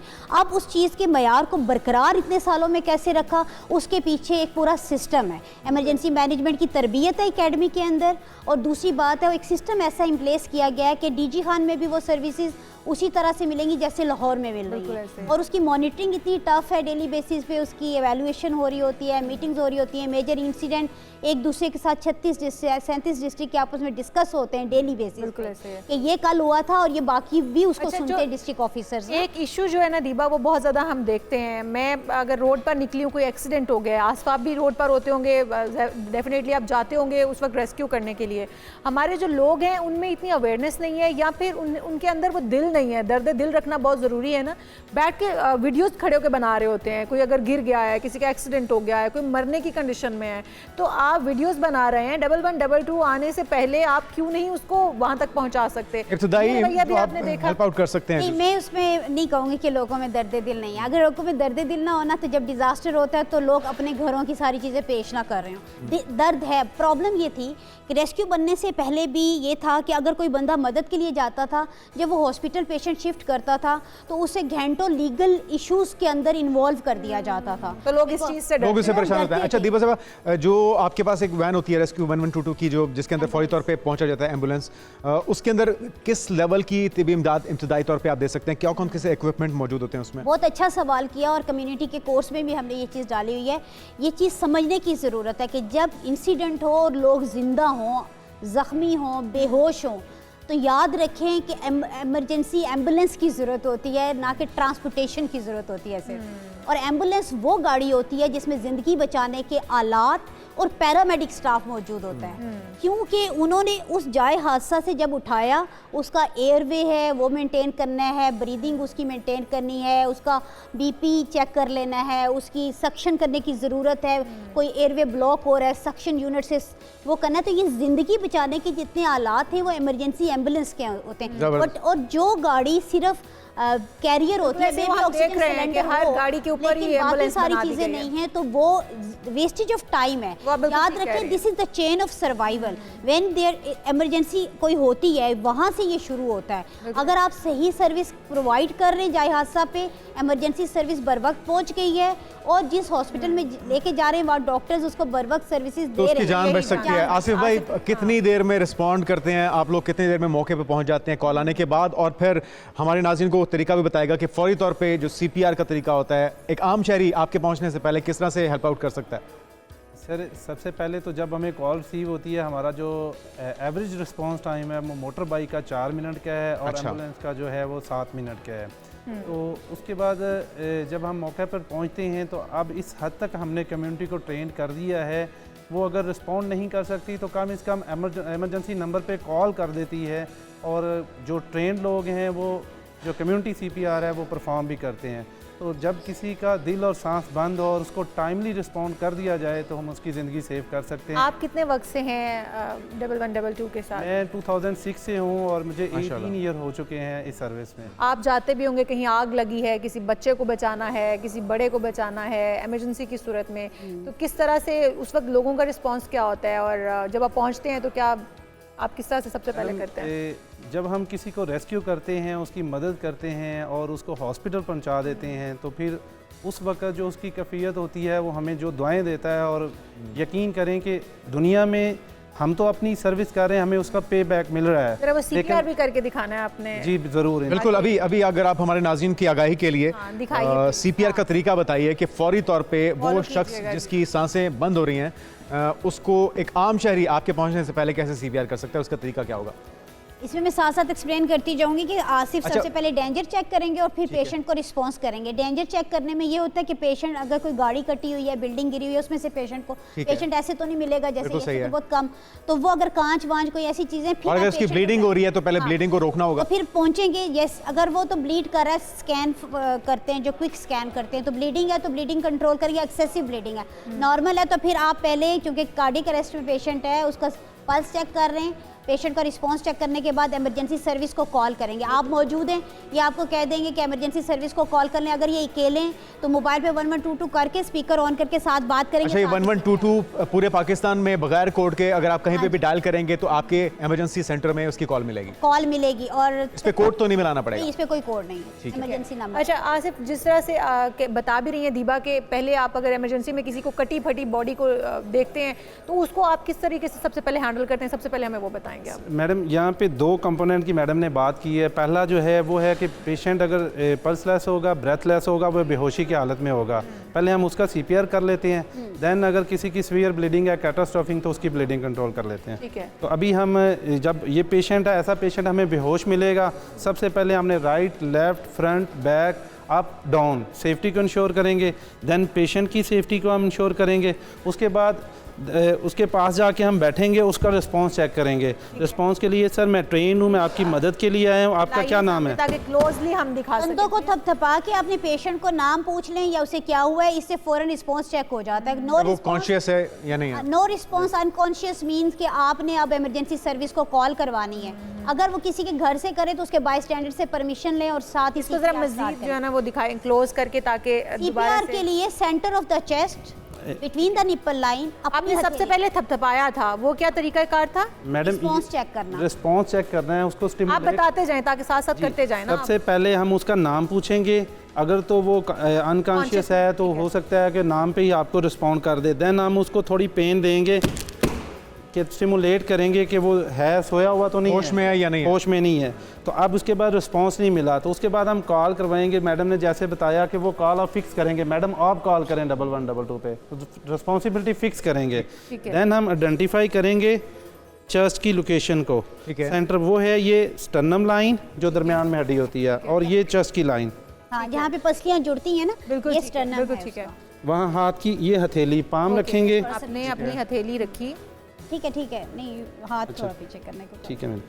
ये इंटरलॉक करेंगे हाथों को 90 के एंगल पे, एल्बोज इनकी बिल्कुल बेंड नहीं होनी चाहिए। ठीक है। बॉडी वेट के साथ ये 2.4 इंच या 5 सेंटीमीटर डीप प्रेस करेंगे। करें। ठीक है। ये आपको आवाज आएगी कि हमने कितना करना है। 1 मिनट में ये 100 से 120 के दरमियान आपका होना। आपने इतने पुश करने हैं, इतना डीप जाना है। जी, डीप जाना है। और फिर हमारे पास तो ये एवैल्यूएशन की मैनिकन्स है, इसलिए हम इस पे देख लेते हैं, एक लाइट जले तो सही हो रहा होता है। लेकिन अदरवाइज मेट्रो अगर मैं देख सकूं, एक लाइट भी ऑन हो चुकी है। हाँ, अगर मेट्रोनोम, अगर आप कैमरा थोड़ा पास लाएं तो इसको आपको प्रॉपर पुश करना होगा आई थिंक। अच्छा, ये कितनी देर तक जारी रहेगा ये प्रोसेस? प्रोसेस तक जारी रहेगा कि जब तक पेशेंट होश में आ जाए या रेस्क्यू वाले आपके पास पहुंच जाएं, ठीक है, या आप पेशेंट को हॉस्पिटल में डॉक्टर्स को हैंड ओवर करें। ठीक है। इन 3 सिचुएशंस में आप आसिफ भाई अगर इसको मुझे आप सिखा सकें क्योंकि आम शहरियों को भी पता होना चाहिए। आप बता रहे हैं कि आप क्या करेंगे इसको इसी तरह से जारी रखें? आपने सेंटर में रखा, वो एम्बुलेंस में भी स्टाफ होता है। सर आपने 3 वर्ड याद रखने हैं। पहले डेंजर, ये उतारने सर, वॉच उतार लें, आपकी कलाई डैमेज ना हो। रिंग भी उतार लें सर। अच्छा, इस पे इतना जोर लगता है? नहीं, वो ऐसा है कि आप पेशेंट को ना, अच्छा, पेशेंट को और आपकी कलाई जो बेंड होती है, आपके हाथ में वॉच है या कोई आपने रिंग पहनी हुई है तो उसको उतार के फिर आपने करना। और ये पॉइंट आप बता पहले सर आप रिस्पांस लें पेशेंट का। अच्छा, पहले उसको अपना नाम बताएं, उसका नाम पूछ लें। हो गया उसका, फिर आप डायरेक्ट इमरजेंसी सर्विस को कॉल कर लिया आपने और साथ ही कंप्रेशन स्टार्ट किया। ठीक है, ये चेस्ट लाइन, ये स्टर्नम लाइन, यहाँ पे आपकी पाम बिल्कुल ठीक है। थैली रखें और एल्बो ऊपर, बॉडी ऊपर लेकर आएं। आपकी बॉडी नीचे वाली फिंगर स्ट्रेट, स्ट्रेट, नीचे वाली फिंगर अच्छा ये स्ट्रेट। हाँ जी, sir no no no no. अच्छा सर एल्बो स्ट्रेट और ऊपर जाएं सर, और ऊपर ऐसे पीछे टेक नहीं, बॉडी वेट से जी करेंगे। सर अब आपने सर मेरी काउंटिंग के साथ 1 2 3 मैं 4 5 6 7 8 9 10 आप तेज कर रहे हैं, मेरी काउंटिंग को मैच करें सर। हाँ, ये जो एक है ये 1 2 3 4 5 6 7 8 9 20 1 2 3 4 5 6 7 8 9 30 1 2 3 अच्छा 4 ये आपने जो प्रेशर आप डाल रहे हैं 8 9 40 आप साथ काउंटिंग नहीं कर रहे हैं, 10-10 का सेट बना रहे हैं आप। जी जी मैडम। हाँ, हम इसलिए कर रहे हैं कि वो 21 22 लंबा बोलना पड़ता है, तो आप 10-10 करके मेरे ख्याल में हर शहरी को Maximum आना चाहिए और ये बहुत जरूरी टाइम आप ये करेंगे जिंदगी बचाने के लिए। आप एक मिसाल दे रहे थे कि सुवात की साइड पे आते हैं एक डॉक्टर थे, नलतर में एक वाकया हुआ था, वो डूबने का वाकया हुआ था। उसमें सीपीआर में पहले ब्रीदिंग होती है, फिर ये कंप्रेशन और उन्होंने डाइव लगा के एक बच्चे की जान बचाई थी। जी, उन्होंने भी सीधा सीपीआर परफॉर्म किया था और वो फिर निकाल तो लिया था। वो रेस्क्यू करना एक टेक्निक है, लेकिन रेस्क्यू करने के बाद जब आपको निकाल लिया ड्राउन विक्टिम, उसको सीपीआर करना पड़ता है। तो उस ड्राउनिंग के सीपीआर में पहले आप उसकी ब्रीदिंग देते हैं, देन आप कंप्रेशन देते हैं। अदरवाइज रेस्ट जैसे इलेक्ट्रिक्यूशन हो गया, हाई टेंशन वायर से करंट लग गया, कार्डियक अरेस्ट में बंदा वैसे चला गया, तो आपने फौरन से कंप्रेस करना है। आपके तमाम स्टाफ जो है वो इसी तरह से ट्रेन है, जो भी तमाम स्टाफ नहीं बल्कि अब हम कम्युनिटी को इस पे ट्रेन करें। हमारा स्टाफ तो है ही है जबरदस्त, बहुत अच्छा काम कर रहे हैं दीपा साहिबा, आप भी, आसिफ साहब आप भी, और आपकी तमाम टीम डॉक्टर रिजवान नसीर की सरपरस्ती में जो काम हो रहा है, जो कि पायनियर भी हैं इस सारे प्रोजेक्ट के, और काबिल तारीफ है। पूरे पाकिस्तान में कब तक ये कवर कर लेगा पूरे पाकिस्तान में? जी, ये अभी हमने Lahore college for women university से स्टार्ट किया। 4000 लोग हमने वहाँ ट्रेन किए। वहाँ से इनॉग्रेट जब करवाया लॉन्च, तो हमने 4000 स्टूडेंट्स को करके कराया था। अब हमने इस वक्त तमाम डिविजनल इमरजेंसी ऑफिसर, तमाम वाइस चांसलर्स का पहले हम यूनिवर्सिटीज़ कवर कर रहे हैं। बच्चे बड़े होते हैं और उनके अंदर, और दूसरा हम ये भी सीएम साहिबा से जैसे डिस्कस हो रहा है कि उनको क्रेडिट आवर्स या उसमें दिए जाएं, ताकि बच्चे के अंदर एक अर्ज हो कि मैंने ये हर हाल में सीखना है, और या उसकी डिग्री के साथ लिंक्ड हो तो उसे होगा कि मैंने लाइफ सेवर भी साथ बन के निकलना है जब मेरी एजुकेशन कंप्लीट होगी। इस तरह से एक आप देखें कि ये it would be a big big big you know, हर घर में जब एक लाइफ सेवर होगा तो बहुत बड़ी बात है। ये काबिश काबिल तहसीन है। इसी तरह से लोगों की खिदमत करते रहिए। एक चीज़ और भी कहना चाहूँगी कि आगा खान यूनिवर्सिटी कराची का इसमें बड़ा रोल है। उन्होंने ये स्टैंडर्डाइजेशन में करिकुलम के उसमें आहा की गाइडलाइंस के मुताबिक, और यहाँ की हमारी जो यूनिवर्सिटीज़ हैं, हमने इस प्रोग्राम को ऐसे ही नहीं बना लिया। ये ऑनलाइन अवेलेबल है, पाक लाइफ सेवर के ऊपर अवेलेबल है। आप जस्ट डाउनलोड करें, घर में वीडियो देखें, ऑनलाइन टेस्ट पास और लोगों की जिंदगियां बचाने में अपना किरदार अदा करें। लोगों में अवेयरनेस आप लोग फैला रहे हैं। ये सर्विसेज अपनी जारी रखी यूं ही, और हम भी आपकी जो एक्नॉलेजमेंट है उसको यकीनी बनाएंगे। हुकूमती सतह पे इसको ओन किया जा रहा है, ये भी बहुत अच्छी बात है। बहुत अच्छी बात है। और हम एक शॉर्ट ब्रेक लेंगे, आप कहीं मत जाएगा, स्टे विद अस।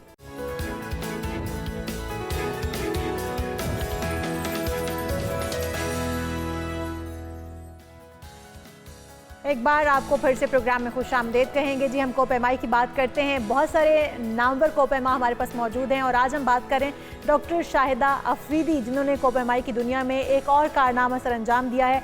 8000 मीटर से ज़ायद बुलंद चोटी है जिसको सर कर लिया है उन्होंने, और ये तकरीबन 47 साल की उम्र में उन्होंने ग्लेशियर बर्म जो है वो 11 साल की उम्र में तकरीबन 11 साल की तवालत है ये चोटी का नाम, जिसकी तवालत है 8035 मीटर, और इसे सर किया है। कारनामा सर अंजाम कैसे दिया डॉक्टर साहबा ने, उन्हीं की जुबानी जानते हैं। डॉक्टर साहब, पाकिस्तान मॉर्निंग में आपको वेलकम कहेंगे। एक साथ इतनी जिम्मेदारियां, एक वालिदा भी हैं आप, डॉक्टर भी हैं, और फिर ये चोटी सर कर डाली। ख्याल कैसे आया और कितना मुश्किल था इसे सर करना? अस्सलाम वालेकुम भाई। दिस वाज एन एक्टिविटी जो हमने स्टार्ट की पिछले 5 साल से, जस्ट समथिंग जिसमें हम बच्चे, फैमिली, फ्रेंड्स, हम सारे इकट्ठे हों और धूप में और आउटडोर्स में हेल्दी एक्टिविटी और बॉन्डिंग और कनेक्शन करें, और आहिस्ता आहिस्ता वो फिजिकल एक्टिविटी में हम सबका शौक बढ़ता गया और हाइकिंग से माउंटेनियरिंग में चले गए और आहिस्ता आहिस्ता इंस्पायरेशन किससे ली, किसको देख के ख्याल आया कि आपको भी ये करनी चाहिए चोटी सर? जी, जब कोई 5 साल पहले हम दुबई से यहाँ मूव हुए थे तो मुझे बहुत कोपिंग के लिए कोई हेल्दी एक्टिविटी चाहिए थी। सो हमारे फैमिली फ्रेंड्स थे, डॉक्टर राना हसन, वो ऑलरेडी माउंटेनियरिंग में छोटी छोटी वो कर रहे थे, चोटियाँ कर रहे थे, तो हमने उनके साथ प्लानिंग करके कि टू डू समथिंग जिसमें हम सारे बच्चों को भी इंक्लूड करें और हेल्दी एक्टिविटी तो है, इसमें कोई शक नहीं है, लेकिन ये रिस्की एक्टिविटी भी है। मतलब बहुत जान जोखों का काम है। तो किस तरह से आप हाइकिंग के लिए खुद को तैयार करती हैं? खुदा ना खास्ता कोई इमरजेंसी हो जाए, एक दूसरे से बिछड़ जाए, फिर रेस्क्यू किस तरह से किया जाता है, किस तरह से फर्स्ट एड दी जाती है, ये भी ज़रा हमारे नाज़रीन को बताइएगा। जी भाई, मैं आपका अभी 1122 का देख रही थी, आप बहुत ज़बरदस्त सिखा रहे थे, रियली नाइस। जी, हम पूरा ट्रेनिंग प्रोग्राम है हमारा, जिसमें रनिंग इंक्लूडेड होती है, यहाँ पे ट्रेल्स और ट्रैकिंग के लिए फिजिकल एक्टिविटीज, डेली एक्सरसाइजेज होती हैं। सो हम कोई डेंजर नहीं लेते, बिकॉज हम बच्चों को भी साथ रख रहे होते थे, तो उनको भी साथ रनिंग करा रहे थे और बिल्कुल स्टेप बाय स्टेप करके कोई इंजरी किसी को कभी भी नहीं होने दी। तो डॉक्टर साहिबा, आप बाय प्रोफेशन गायनेकोलॉजिस्ट भी हैं, डॉक्टर हैं। एक कहा जाता है कि लड़कियों के लिए ये चढ़ाइयाँ चढ़ना या फिर हाइकिंग करना या फिर इस तरह के काम जो है वो सूटेबल नहीं है, या बच्चों के लिए ज़्यादा अच्छा नहीं समझा जाता। तो आप खुद आपने ये चूज़ किया अपने लिए, समझती हैं कि ख़वातीन को इसमें आना चाहिए, ख़वातीन के लिए सेफ़ है? बहुत बहुत बिल्कुल, कोई भी ह्यूमन बींग्स, हमें अल्लाह ताला ने फिजिकल एक्टिविटीज के लिए, भागने दौड़ने के लिए बहुत जबरदस्त ब्यूटीफुली इंजीनियर्ड बॉडीज दी हैं, ट्रेनिंग के साथ और प्रॉपर प्रोग्राम, उसके साथ गाइडेंस और एक्सरसाइजेस के साथ कोई भी ख़वातीन कैन डू एवरीथिंग। जो है ये चोटी अब तक कितने लोगों ने सर की है, किस किस के पास अब तक किसने किसने रिकॉर्ड कायम किया है, और कितना मुश्किल रहा इसको सर करना? जी, बहुत सारे लोग क्लाइम करते हैं जो इस पाकिस्तान में। Naila Kiani was the first female. I am the second one, but a lot of men have done it, and Pakistani बंदे बहुत सारे करते हैं।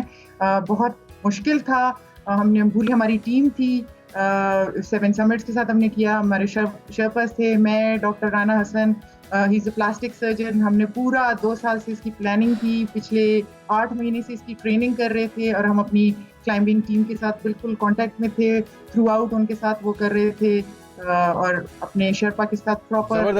यकीनन काबिल तारीफ है और बहुत मुश्किल काम है जो कि आपने सर कर लिया इस चोटी को। अगला टारगेट क्या है, अगले क्या प्लान्स हैं?